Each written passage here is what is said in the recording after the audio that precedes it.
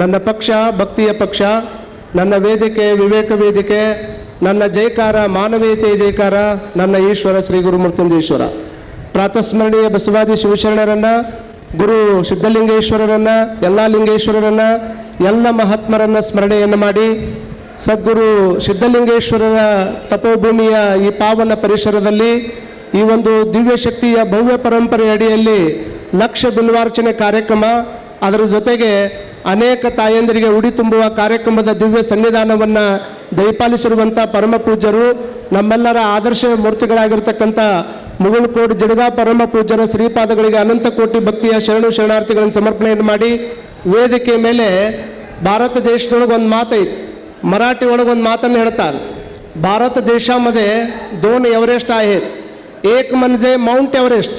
ನೀವು ಭಾಳ ಮಂದಿ ಲಕ್ಷ್ಯ ಕೊಡಬೇಕು. ಈ ಕಡೆ ಎಷ್ಟು ಮಂದಿ ಕುಡಿಯು ಅನ್ನುವಂಥದ್ದು ಮುಖ್ಯ ಅಲ್ಲ, ಸದ್ಗುರು ಸಿದ್ಧಲಿಂಗನ ಸ್ಮರಣೆ ಒಳಗೆ ಎಷ್ಟು ಚಂದ ಕುಂತೀವಿ ಅನ್ನೋದು ಭಾಳ ಮುಖ್ಯ ಆಗ್ತದೆ. ದಯಮಾಡಿ ನನ್ನ ಕಡೆ ಗಮನ ಕೊಡಬೇಕು ನೀವೆಲ್ಲ. ಭಾರತ देशामध्ये 2 एव्हरेस्ट आहेत. एक म्हणजे ಮೌಂಟ್ ಎವರೆಸ್ಟ್, ಅವ್ರ दुसरा म्हणजे काय ಅಂತ ನೀವು ಯಾರಾದರೂ ಕೇಳಿದ್ರೆ, ಒಂದನೇದ್ದು ದೇಶದ ಸೌಂದರ್ಯದ ಪ್ರತೀಕವಾಗಿರುವಂಥ ಮೌಂಟ್ ಎವರೆಸ್ಟ್ ಆದರೆ, ಇನ್ನೊಂದು ಯಾವುದು ಅಂತ ಹೇಳಿದ್ರೆ ದೇಶದೊಳಗೆ ಸಂಸ್ಕಾರದ ಪ್ರತೀಕವಾಗಿರತಕ್ಕಂಥ ಎಲ್ಲ ಮಹಾತ್ಮರು ಸೇಂಟ್ ಎವರೆಸ್ಟ್ ಅನ್ನುವಂಥದ್ದನ್ನು ನಾವೆಲ್ಲರೂ ತಲೆಗೆ ಇಟ್ಕೊಳ್ಬೇಕು.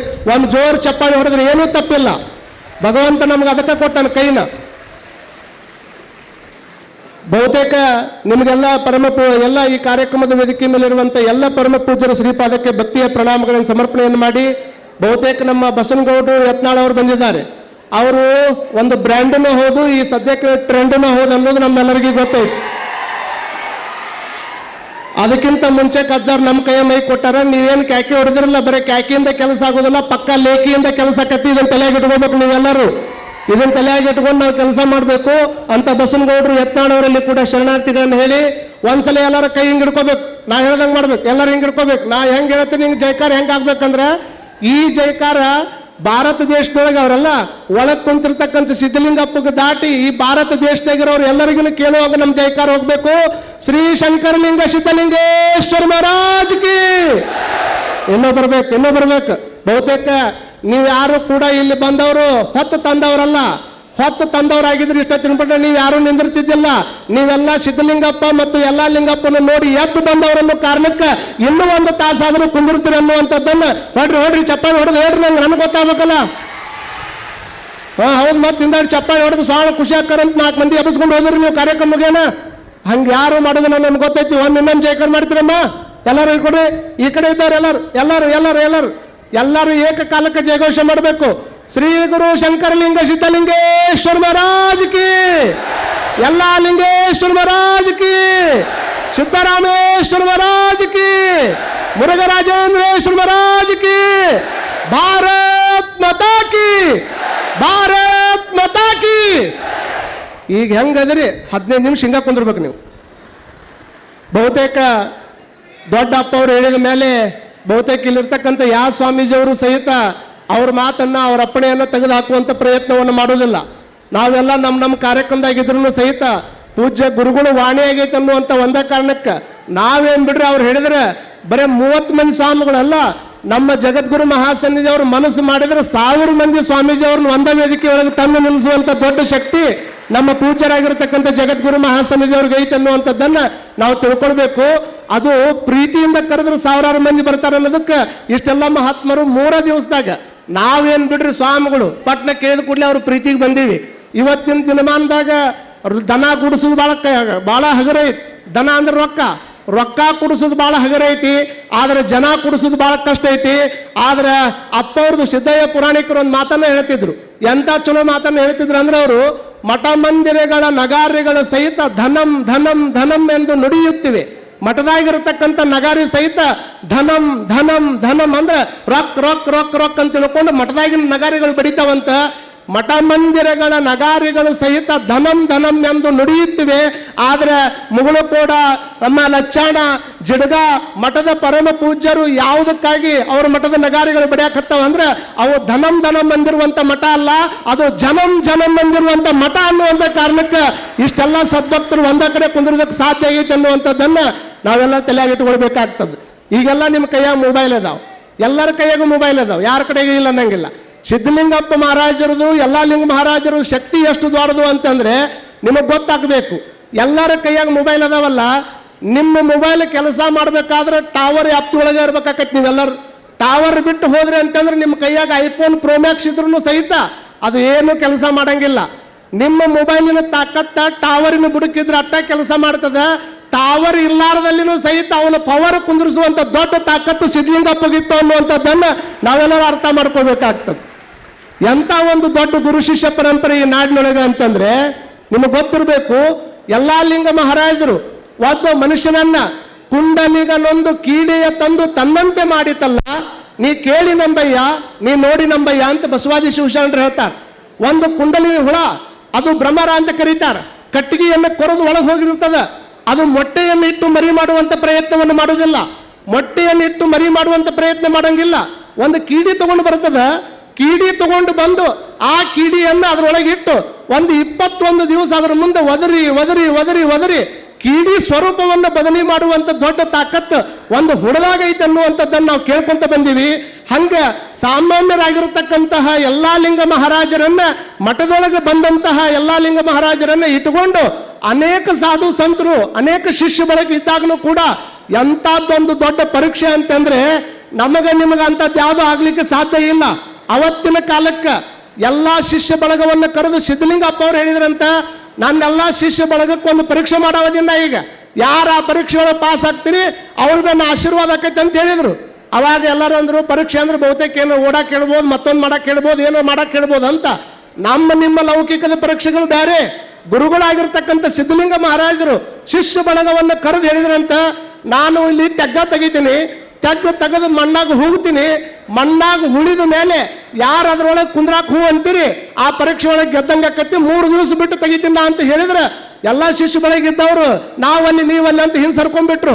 ಬಹುತೇಕ ಗೊತ್ತಿರಲಿ, ಸಿದ್ಧಲಿಂಗ ಮಹಾರಾಜರ ಶಕ್ತಿ ಎಲ್ಲ ಲಿಂಗ ಮಹಾರಾಜರಿಗೆ ಗೊತ್ತಿತ್ತು. ಎಲ್ಲಾ ಲಿಂಗರ ಮಹಾರಾಜರ ಶಕ್ತಿ ಸಿದ್ಧಲಿಂಗ ಮಹಾರಾಜರಿಗೆ ಗೊತ್ತಿತ್ತು. ಇವರು ಶಕ್ತಿ ಜಗತ್ತಿಗೆ ತೋರಿಸ್ಬೇಕನ್ನುವಂತ ಒಂದು ಕಾರಣಕ್ಕೆ ಒಂದು ಸನ್ನಿವೇಶ ನಿರ್ಮಾಣ ಆಗ್ತದೆ. ಎಲ್ಲಾ ಶಿಷ್ಯ ಬಳಗ ಓಡಿ ಹೋದ್ರೆ ಅವಾಗ ಎಲ್ಲಾ ಲಿಂಗ ಮಹಾರಾಜರು ಅಂತಾರ, ಕಾಯುವಂತ ಗುರು ನೀವು ಹೊರಗಿರ್ಬೇಕಾದ್ರೆ ಮಣ್ಣಾಗಲ್ಲಪ್ಪ, ನೀವು ಹೋಗಿ ಬೆಕ್ಕತ್ತಲ್ಲಿ ಇಟ್ಟು ಬಂದ್ರು ಕುಂದ್ರಾಕ್ ರೆಡಿ ಇದೀನಿ ಅಂತ ತಿಳ್ಕೊಂಡು ಮಣ್ಣಾಗ ಕುಂತ 3 ದಿವಸ ಆದ್ಮೇಲೆ ಮೃತ್ಯುಂಜಯ ಆಗಿ ಹೊರಗೆ ಬಂದವರು ಎಲ್ಲಾ ಲಿಂಗ ಮಹಾರಾಜರು ಅನ್ನುವಂಥದ್ದನ್ನು ನಾವೆಲ್ಲ ತಲೆಯಾಗಿಟ್ಕೋಬೇಕು. ಇದು ಹೇಳಕ ಕೇಳಕ ಚಂದ ಐತಿ. ಮತ್ತೆ ನಮ್ಮನ್ನ ನಿಮ್ಮನ್ನ ಯಾರನ್ನ ಪಟ್ನ ಇಡ್ತೀವಿ ಅಂತಂದ್ರೆ ಯಾರು ರಕ್ಷಲು ಆಕೈತೆ ನಿಮ್ಗೆ? ಹಂಗಾಗೋದಿಲ್ಲ. ಹಾಗಾಗಿ ಎಲ್ಲಾ ಲಿಂಗ ಮಹಾರಾಜರ ಸ್ವರೂಪವನ್ನು ಹೆಂಗೆ ಬದಲಿ ಮಾಡಿದ್ರು ಅಂತಂದ್ರೆ, ಶಿಷ್ಯನಾಗಿರ್ತಕ್ಕಂಥ ಶಿಶುನಾಳ ಶರೀಫ ಗುರುವಿಂದ ಭಟ್ರ ಹತ್ರ ಹೋಗ್ತಿದ್ರು. ಅಲ್ಲೊಬ್ರು ಇಲ್ಲೊಬ್ರು ಇಂಥವ್ರು ಇರ್ತಾರೆ, ಎಲ್ಲರೂ ಹಂಗೆ ಇರ್ತಾರಂತ ಹೇಳಕತ್ತಿಲ್ಲ. ಶಿಶುನಾಳ ಶರೀಫರ ಗುರುಗೋವಿಂದ ಭಟ್ರ ಹತ್ರ ಹೊಂಟ್ರೆ ಊರಾಗಿನ ಮಂದಿ ಎಲ್ಲ ಮಾತಾಡೋರು, ಏ ಸಾಬಾ ನೀ ಏನೋ ಗುರುಗಳು ಗೋವಿಂದ ಭಟ್ರ ಹತ್ರ ಹೋಗ್ತಿ, ಅವ್ರ ಹತ್ರ ಹೋದ್ರೆ ಏನು ದೊಡ್ಡದಾಗ್ತದೆ ನಿನಗೆ?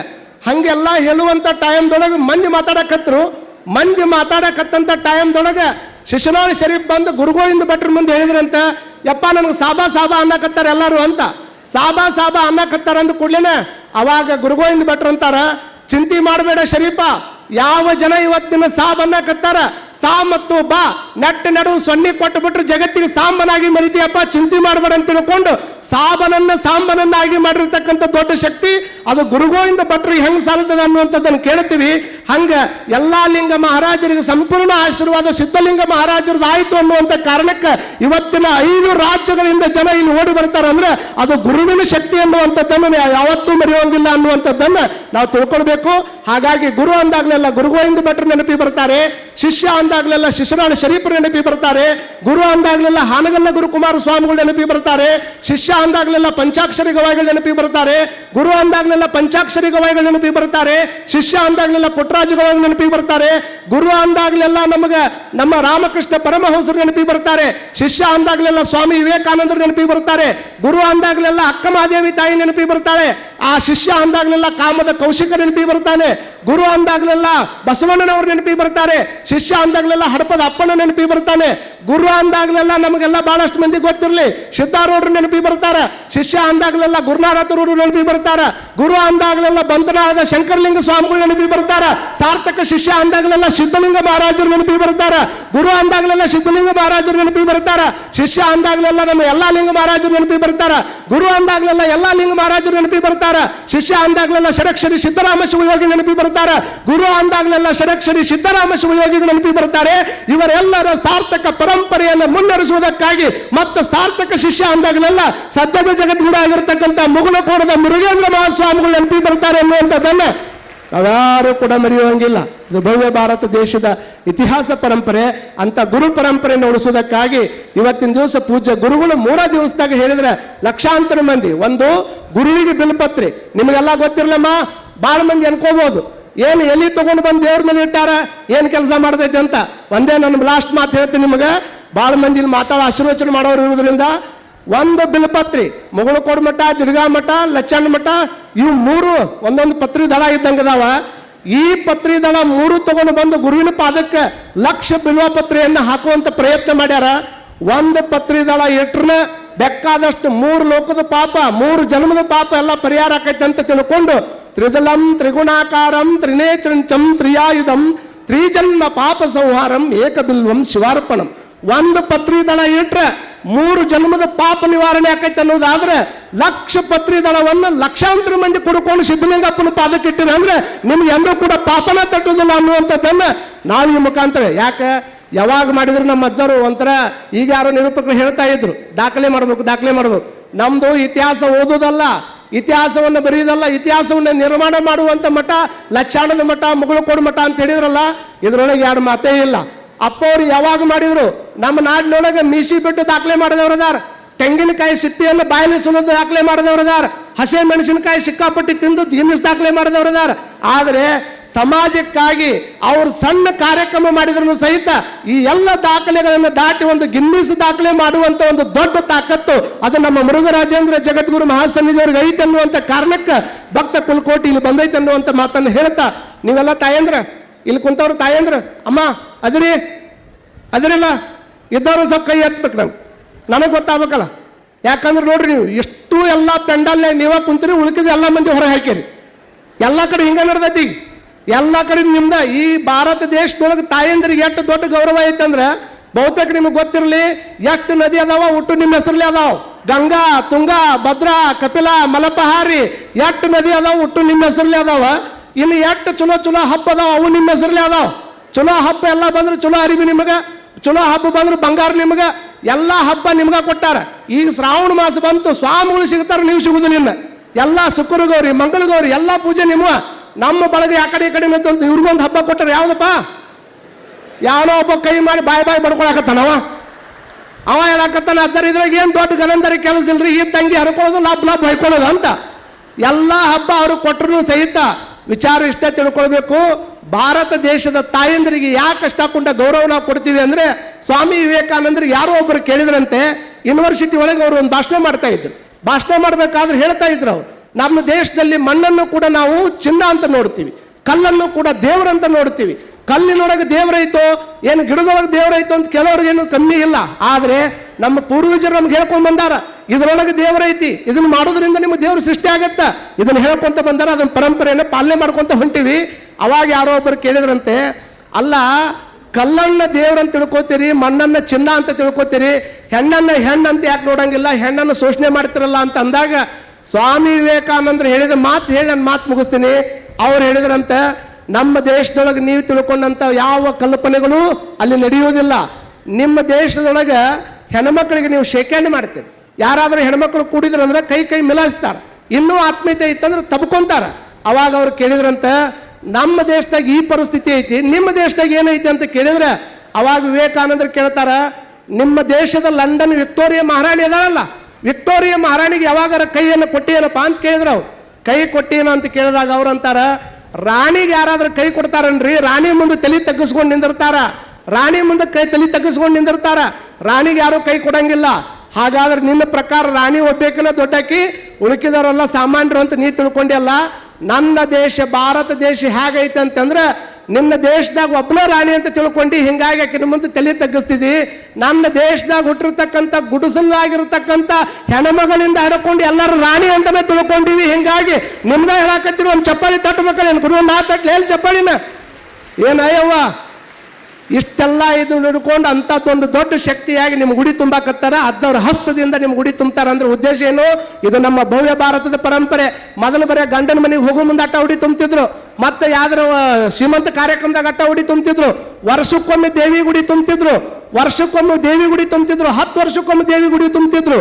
ಆದರೆ ಸಾರ್ವಜನಿಕವಾಗಿ ಮೊಟ್ಟ ಮೊದಲು ನಮ್ಮ ತಾಯಂದಿರಿಗೆ ಗುಡಿ ತುಂಬುವಂತ ಪರಂಪರೆಯನ್ನು ಹಾಕಿದ್ದು ಮಠಗಳು.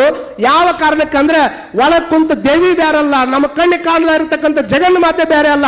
ಕಣ್ಣಿಗೆ ಕಾಣುವಂತ ಈ ತಾಯಿಗೆ ಗುಡಿ ತುಂಬಿದ್ರೆ ಅದು ಜಗನ್ ಮಾತೆ ಗುಡಿ ತುಂಬಿದಂಗತ್ತೆ ಅನ್ನುವಂತ ಕಾರಣಕ್ಕೆ ಅಪ್ಪ ಅವ್ರು ನಿಮ್ಮ ಗುಡಿ ತುಂಬಿ ಮುಂದಿನ ಕಾರ್ಯಕ್ರಮವನ್ನು ಮಾಡಾಕತ್ತಾರ. ಹಾಗಾಗಿ ಅವರ ಆಶೀರ್ವಾದ ನಿಮ್ಮ ಮೇಲೆ ನಿರಂತರವಾಗಿರಲಿ. ನಿಮಗೆ ಹೇಳೋದಿಷ್ಟೇ, ಎಲ್ಲರೂ ಗುಡಿ ತುಂಬವರು ಅಪ್ಪವ್ರ ಪಾದ ಆಶೀರ್ವಾದ ಮಾಡ್ಕೊಂಡು ಹೋದವರು ನಿಮ್ಮ ಮಕ್ಕಳಿಗೆ ಒಂದೇ ಕಲಿಸ್ಬೇಕು.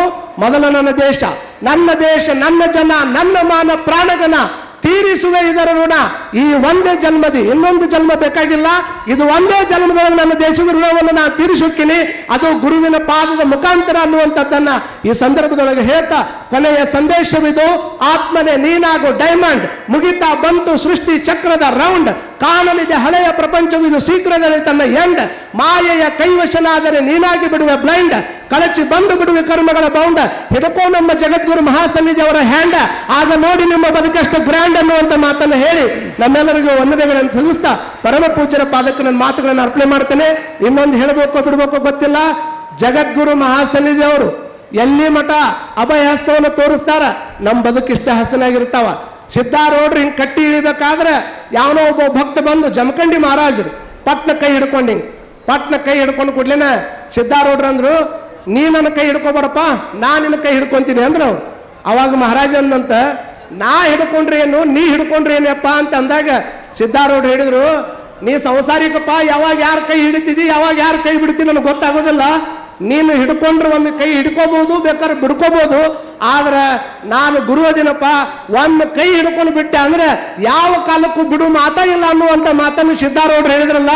ಹಂಗ ನಮ್ಮ ಪೂಜ್ಯ ಗುರುಗಳಾಗಿರ್ತಕ್ಕಂಥ ಮುರುಘರಾಜೇಂದ್ರ ಜಗದ್ಗುರು ಮಹಾಸನ್ನಿಧಿ ಅವರು ಯಾರ ಭಕ್ತರ ಕೈಯನ್ನು ಹಿಡಿದಾರ ಅವ್ರನ್ನ ಎಂಥ ಕಷ್ಟದೊಳಗನು ಸಹಿತ ಬಿಡು ಮಾತಾ ಇಲ್ಲ ಅನ್ನುವಂಥದ್ದನ್ನ ತಾವೆಲ್ಲ ಲಕ್ಷಾನದ ಸದ್ಭಕ್ತರು ತಿಳ್ಕೋಬೇಕು ಅನ್ನುವಂಥದ್ದನ್ನ ಎಲ್ಲರಿಗೂ ಹೇಳ್ತಾ, ಶ್ರೀ ಗುರು ಶಂಕರಲಿಂಗ ಸಿದ್ಧಲಿಂಗೇಶ್ವರ ಮಹಾರಾಜ್ ಕಿ, ಶ್ರೀ ಗುರು ಶಂಕರಲಿಂಗ ಸಿದ್ಧಲಿಂಗೇಶ್ವರ ಮಹಾರಾಜ್ ಕಿ.